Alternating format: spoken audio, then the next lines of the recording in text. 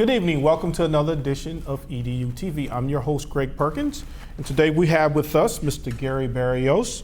Mr. Berrios is the State Director for HCREO and Step Up for Students, correct? Correct.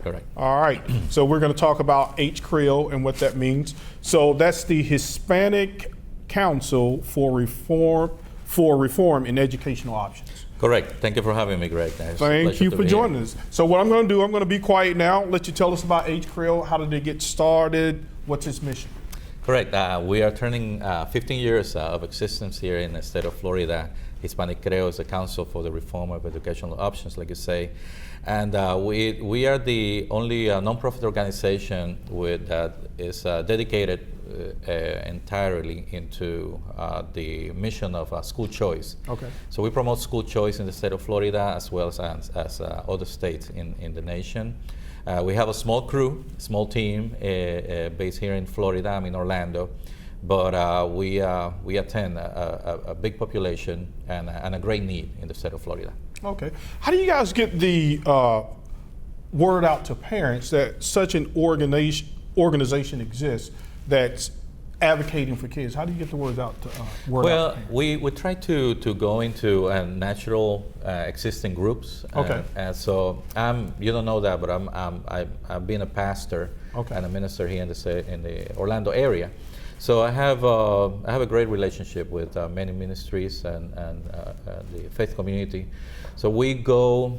One of my missions is to go to every single church in the state of Florida. Oh, wow. And talk to them about it. And of course, there's too many. So what I do is I go to their main events. I go to their council meetings and the different regional activities, and I speak to the whole congregations there. And that's how we let them know that there are options in the state of Florida, because as you know, every child learns differently. Right.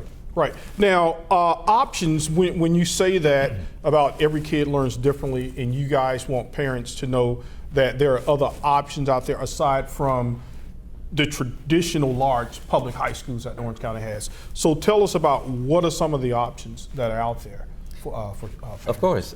In the state of, I'll tell you what, we are blessed in the state of Florida. We have many options. And when we talk about school choice or parental choice education, we are talking about charter schools, which we have outstanding charter schools in the state, throughout the state. Mm-hmm.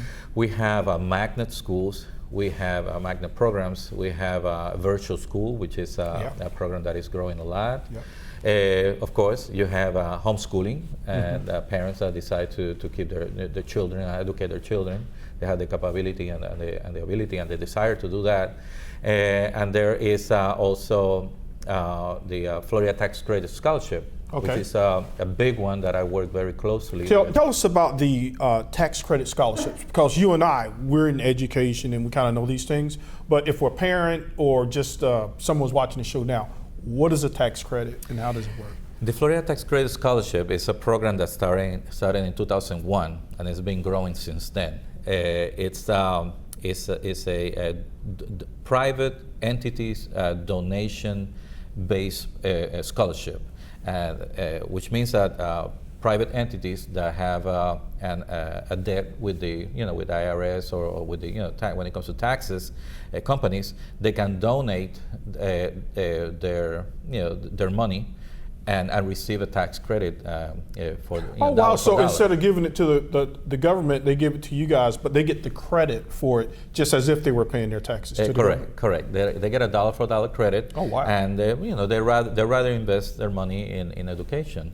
So what this law permits is for organizations such as Step Up for Students, take that money and then give it to the kids, and then sponsor children to go to private schools. Any private school of their choice. Now, I think the kids have to meet a certain income level, correct? Correct. It's income based. So the family has to be what we know as working families. Pretty much, the rule of thumb is that if the student qualifies for reduced lunch, free lunch, they qualify for the program. Oh, wow. Okay. So it really doesn't have to go that low when it comes to income.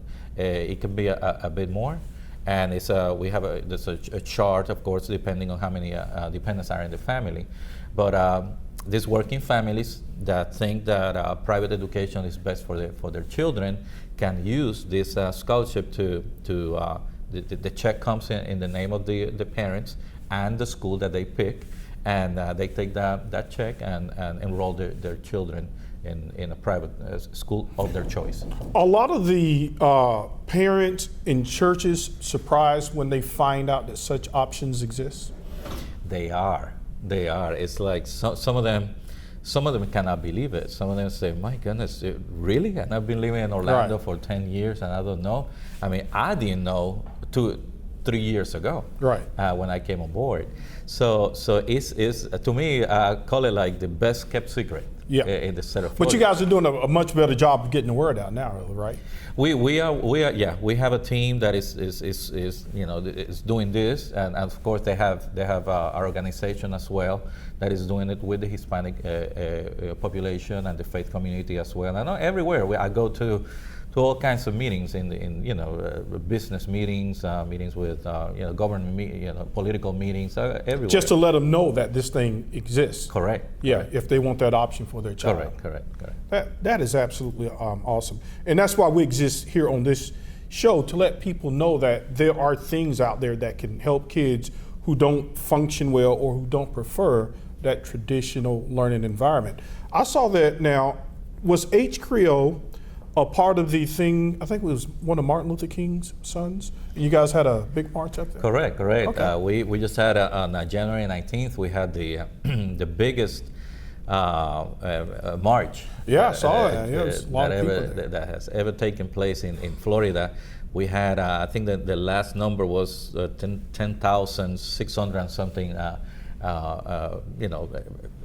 children and parents and teachers that march right in between the Capitol Hill and the Supreme Court. Yep. Over there, and Martin Luther King III was our keynote speaker. It was an incredible event. You know what I liked about that event? Because I think people traditionally, they'll look at Step Up and they say, oh, there are a bunch of Republicans trying to privatize education, right? Correct. But you know what I liked about it? There were Democrats. That's right. There were Republicans. Right. And really it's about the kids. Correct. It's about the kids, because I see that, and I see myself as a strong advocate for teachers. I also see myself as a strong advocate for choice education. And so I see that there's a lawsuit by the teachers union. How's that going? Has that a decision been made on that? Well, Judge Reynolds from the Leon County, he couldn't find any standing on the lawsuit. As you know, the Florida Educators Association is suing the program. And they have of course they have their reasons. They believe that money is being diverted. But it's not. Not directly, right? Because these are private companies that are funding these scholarships. Correct. So and like you say, this is a program that is a legislative, it's a law. So it's been voted in the legislation, and we do have bipartisan. This is an outstanding program because it has bipartisan support. Of course, there's people that think that it's a Republican voucher program, or they call it vouchers, which is not anymore.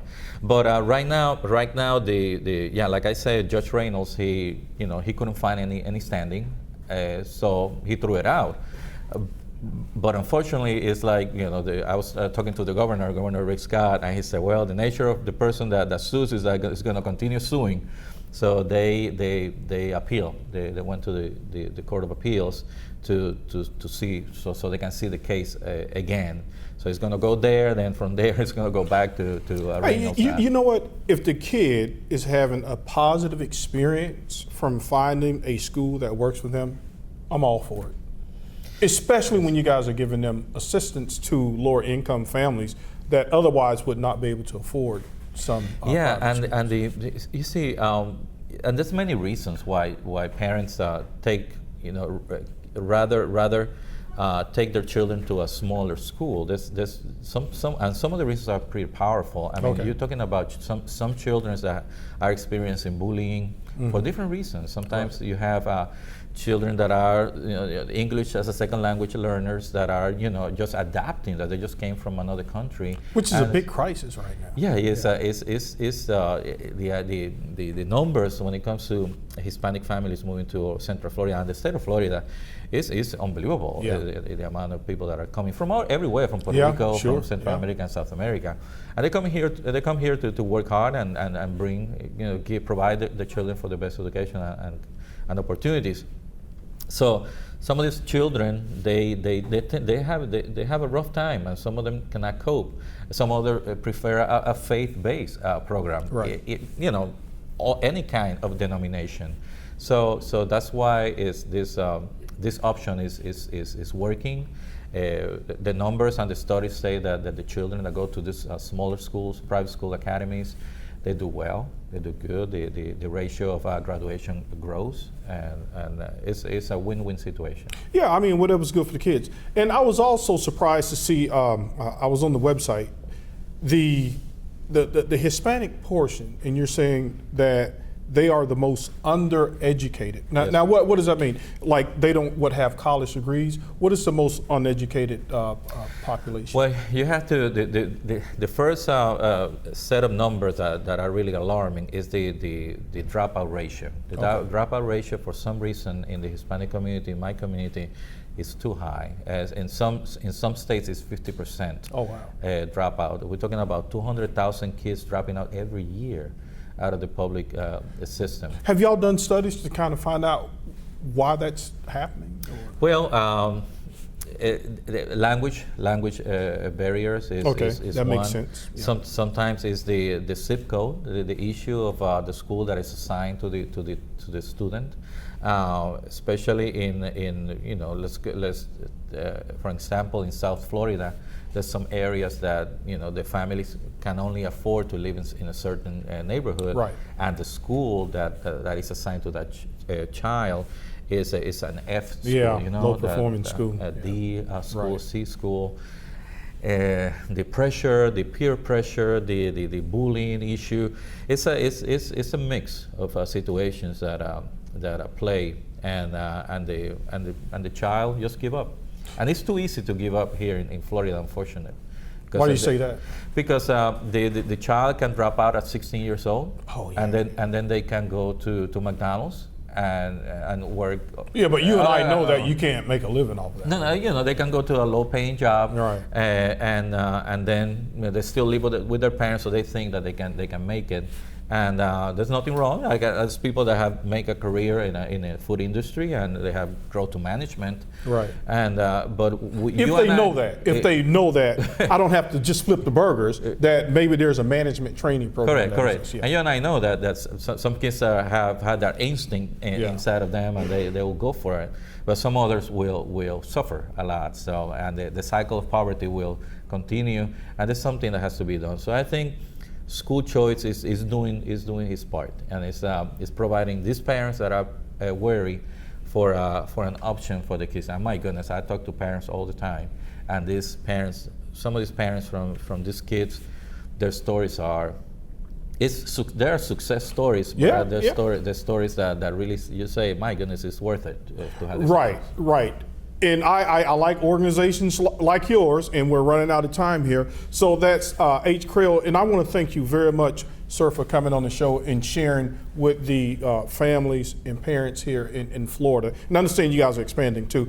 And we'll have to have you on again to finish our conversation. Yes, sir. But folks, thank you, and stay tuned for our next segment. We are going to have the Orange County Teacher of the Year, Miss Joanna Lopez. Thank you. I am for the child who's had 7 addresses in a single year because she's in foster care, because her father abused her, and her mother couldn't believe her. She is the child I am for. I am a volunteer child advocate. I am you. Florida residents call toll-free 866-341-1425. Welcome back to part 2 of our segment, and I am so happy. I met this young lady about a year ago, right? Yes, sir. Greg Perkins, by the way, hosts EduTV. Tonight, we have with us the Orange County Public School Teacher of the Year, Ms. Joanna Lopez. Thank you. Thank you for inviting me. Yes, I first met you when we interviewed a young man from Princeton, and he bought his mentor teacher, and that mentor teacher was you. Yeah. Now, all of your hard work has paid off. So tell me about the process. How did everything happen? And when did you find out? Because there was some history made here too, so. Yes. Yeah. You were talking about Samuel Vilches. Mm-hmm. He was the one who told me that you have to run for being Teacher of the Year. And one day in the honor convocation at Colonial High School, when he gave me the award of Coca-Cola, the bottle, because you suppose as a student he can choose the person who inspired him. He shows me, and when he talked through the microphone, he said, please, I advise you to support Joanna Lopez as a Teacher of the Year. But I was impressed because I didn't expect it. It was a surprise for me.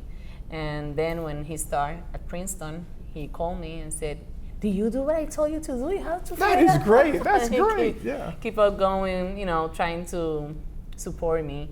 And I said, well, I don't know. I'm going to feel uncomfortable with my accent. He said, no, because you always advise me that the accent doesn't matter. It's about our knowledge. That's right. And, inspired by him, I turned in all the papers. And I think that they evaluate every resume from other teachers, and they chose me. Wow. Well, congratulations. And to show our appreciation here from EduTV, because we have your Apple, that's your award there, right? Yes, sir. So the next step that you would be, competing against other teachers for Teacher of the Year Yes. throughout the state? I would say yes. Okay. And then does it also go all the way to the national level as well? Yes. Okay. Well, great. We're going to know the finalists on April, and then the winner is going to be announced on June. Well, you're always our Teacher of the Year. So. Oh, thank you. Yes. So what inspired you to become a teacher? You know what? I always play as a girl. I want to be a teacher because I love to help others, and I love to teach what I know. I love when I see other people doing something good. And if I inspire the person, make me feel comfortable that I'm doing something good for the community, for another person. Because sometimes we're thinking about another country instead of looking at our neighbor. Mm-hmm. That person might need help from us, and I think that is just helping. So you always wanted to be a teacher? Yes. Very good, Yes. very good. Yeah, because I was talking to a guy today, and what people don't understand, like if you go into teaching just for a job, you're gonna burn out real quick. You have to love what you do. And obviously you love what you do. What is one of the most rewarding things about being a teacher, and then what's one of the most challenging things about being a teacher? Okay. You know what? When I see my students right now at this point, that I see them as leaders, and I see them very happy, enjoying the class, because it's not the same thing the first day of school. They don't know you. Right. And when I see them grow as leaders, as students, improving, getting good grades, because I always try to help them to have a good grade. This is something that sometimes we penalize students because of their performance on this type of work, for example, an essay. I try to evaluate the students first for completion, but I'm gonna let them know if you do this in the test, you're not gonna have an A. You're gonna have, for example, not a 5. 5 means that the person passed the test. You are a 2. I'm gonna give you the complete points because you just wrote 2 pages. The person was trying, but right. I want them to believe in themselves. I think this is something very important, that we work on self-esteem first. Right. To make them produce and take the risk to be better. Yeah, because I was talking with a minister one time, and they have this thing where they go out and work with people, and he said, he told his church members, he said, if someone comes to you hungry, he said, feed them first before you start talking about God, yes. Right? So you're saying the same thing, that here's a kid, they may not be a 4.0 student, but if you saw that they made the effort to do the best that they could, and then you'll take that and then try to improve upon what they've And done. So I like that. always look for a strength. Every student have a strength. That's right. And every student is important in the group. And always try to praise every student. Right. And always try to give them individual time.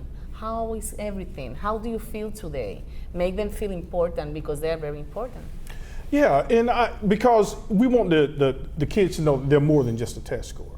Yes. Because a test score, it doesn't measure a kid's heart. Because there are a lot of kids or successful people in life that didn't do well in school, but they still did well in life. Exactly. Yep. So what's one of the most challenging things about being a teacher? Challenging.